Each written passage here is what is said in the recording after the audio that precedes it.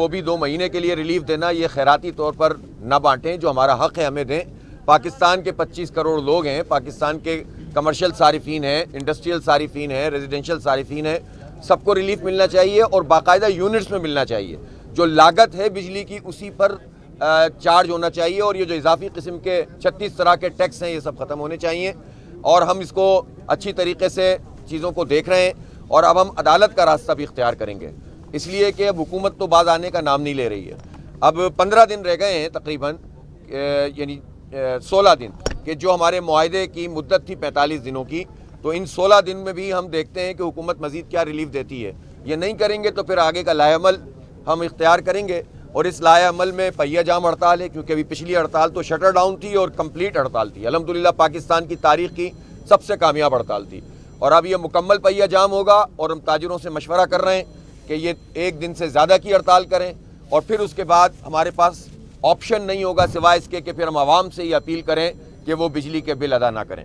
تو حکومت اگر چاہتی ہے کہ حالات درست سمت میں چلیں تو انہیں ریلیف دینا پڑے گا، اور اس طرح کی جو جتنے بھی یہ جو صرف لوگوں کو لالی پاپ دینا 2 مہینے کے پیسے کم کر کے، اس سے کام نہیں چلے گا۔ یہ بتائیے گا کہ 14 روپے فی یونٹ پنجاب میں کم کیا گیا تھا، پھر ابھی ریٹ بڑھا بھی رہے ہیں، لیکن IMF کے اندر مداخلت کرتی ہے کہ آپ جو ہے وہ بجلی کی قیمت بڑھائیں نہ کہ کم کریں، تو اس حوالے سے کیا کہیں گے؟ ہم کئی معاہدوں میں جو ہے وہ پھنسے ہوئے ہیں، کس طرح چلیں گے؟ دیکھیں، معاہدوں میں اگر پھنسے ہوئے ہیں نا تو اس کا سبب IMF کیا کہتا ہے؟ IMF کہتا ہے کہ آپ اپنی آمدنی کے ذرائع بڑھائیں، جاگیرداروں پہ یہ ٹیکس نہیں لگا رہے۔ اگر جاگیرداروں پہ ٹیکس لگا دیں جن کے سینکڑوں مربع زمین ہے، یہ 1% جاگیردار جو ہیں جن کے پاس 20% سے زیادہ کلٹیویٹڈ لینڈ ہے، انہوں نے صرف 2 ارب روپے جمع کرائیں۔ ہم چھوٹے کاشتکاروں کی تو بات ہی نہیں کر رہے، تو ان سے پیسے لیتے نہیں ہیں، یہ سود کا ریٹ کم کرتے نہیں ہیں، جس سے ہمارے ہزاروں ارب روپے بچ سکتے ہیں۔ یہ IPPs کے معاملات کو ریوائز کر نہیں رہے، یہ اپنی عیاشیاں چھوڑ نہیں رہے۔ آپ نے دیکھا نا کہ کل وہاں ہمارے جو سندھ اسمبلی میں ممبر ہیں جماعت اسلامی کے، انہوں نے کورٹ میں کیس داخل کیا تو اسٹے مل گیا ہے۔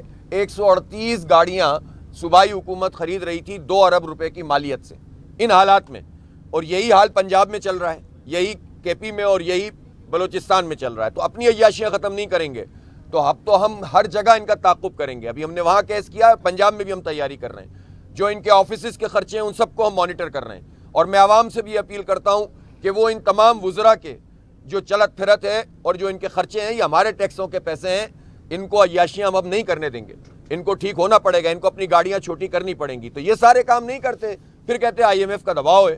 تو IMF کا دباؤ اگر ہے تو آپ اپنی آمدنی کے ذرائع جائز طریقے سے بڑھائیں، عوام کے اوپر ٹیکس کیوں لگا رہے ہیں؟ اچھا، آپ صاحب، حکومت نے ایک بل پیش کیا جس کے تحت اب اسلام آباد میں کوئی بھی سیاسی دھرنا یا کوئی بھی سیاسی جماعت جو ہے بغیر اجازت کے اب دھرنا نہیں دے سکتی، کوئی پیشگی ان کی کوئی گیدرنگ نہیں ہو سکتی، اگر وہ کرے گا تو 3 سال پھر 10 سال کی سزا۔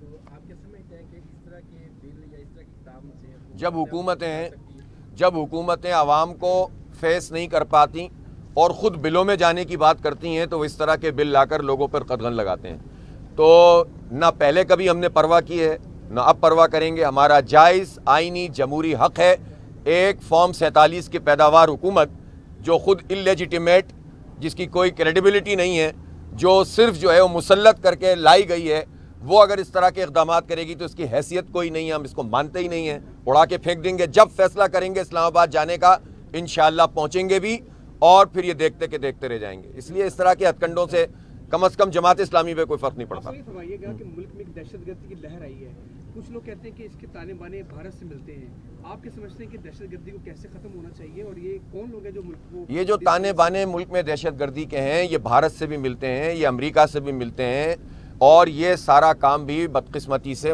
جنرل مشرف کے زمانے میں ہوا، جب 9/11 کے بعد امریکہ کو اور بھارت کو اس بات کا موقع ملا کہ وہ پاکستان میں گھس گئے۔ جب جنرل فیض حمید کے حوالے سے بات ہوتی ہے کہ ان پر ان کا کورٹ مارشل ہو، تو میں منتظر ہوں کہ اس وقت کے جتنے جرنیل تھے جنہوں نے یہ فیصلہ کیا تھا پاکستان کا بیڑا غرق کرنے کا، اور سب سے پہلے پاکستان کا جعلی نعرہ لگایا تھا اور پاکستان کو گروی رکھ دیا تھا امریکہ کے ہاتھوں، میں دیکھتا ہوں کہ جنرل عاصم منیر ان جرنیلوں کا کتنا احتساب کرتے ہیں۔ اصل چیز تو وہ ہے جس کے دہشت گردی جس سے بڑی ہے، جس سے 150 سے 200 بلین ڈالر کا ہمیں نقصان ہوا ہے، جس سے 1 لاکھ لوگ، جس میں اتنے بڑی تعداد میں ہمارے فوجی جوان ہیں، وہ شہید ہو گئے، یہ ساری دہشت گردی 9/11 کے بعد آئی ہے, اس سے پہلے نہیں تھی. اور یہ دہشت گردی لانے میں ان لوگوں نے کردار ادا کیا جو اس وقت حکومت میں تھے. اگر ان کے خلاف کوئی کورٹ مارشل نہیں ہوتا, اس کا مطلب ہے کہ پھر یہ تو سیاسی پولیٹیکل مسئلہ ہے. تو یہ تو اب ہم دیکھ رہے ہیں, انتظار کر رہے ہیں کہ کتنے کرپٹ لوگ ہیں جو اسمگلنگ میں ملوث ہیں, ایف سی کے بڑے بڑے لوگ ہیں, کتنے لوگ ہیں کہ جو 2 نمبر کے دھندوں میں ہیں, FWO کی چیزیں بھی اب سامنے آنا شروع ہو گئی ہیں. ان کے خلاف کارروائی ہوگی تو پتہ چلے گا کہ واقعی آرمی میں اس بات کی ریئلائزیشن ہے کہ کرپشن ختم ہونی چاہیے اور کورٹ مارشل ہونا چاہیے. تو ہم منتظر ہیں, ہم دیکھتے ہیں. باجوہ کے چاہتے ہیں کہ احتساب ہو؟ بالکل ہونا چاہیے. وہ کیوں احتساب سے ماورا ہیں وہ, اور احتساب ان کا بھی ہونا چاہیے. جن 3 پارٹیوں نے مل کر, بڑی پارٹیوں نے مل کر ایکسٹینشن دی تھی, اس گناہ سے الحمدللہ جماعت اسلامی ہی محفوظ تھی. باقی تو ہم ہوئے, تم ہوئے کہ میر ہوئے, باجوہ کی زلفوں کے سب اسیر ہوئے. جی سر. انصاف اگلے سال الیکشن کا بار بار کہہ رہے ہیں کہ اگلا سال الیکشن کا ہے. کہنے سے تو نہیں ہوتا. بات یہ ہے کہ فارم 45 پر تحریک انصاف کو اسٹینڈ کرنا چاہیے. فارم 45 پہ اسٹینڈ نہ کرنے کا مطلب 2024 کی ساری دھاندلی کو ایک طرح سے قوت تقویت پہنچانا ہے. اور میں یہ توقع رکھتا ہوں کہ تحریک انصاف کی لیڈرشپ اس کو ریئلائز کرے گی کہ جب آپ فارم 45 کے مطالبے سے دستبردار ہوتے ہیں تو اس کا مطلب یہ ہے کہ آپ اس پورے گیم پلان کا حصہ بن جاتے ہیں جس میں 2024 کی اتنی بڑی دھاندلی کو لیجیٹمیسی مل جائے اور پھر نئے سرے سے ایک نئی ٹرک کی بتی کے پیچھے لوگوں کو لگا دیا جائے. بہت شکریہ.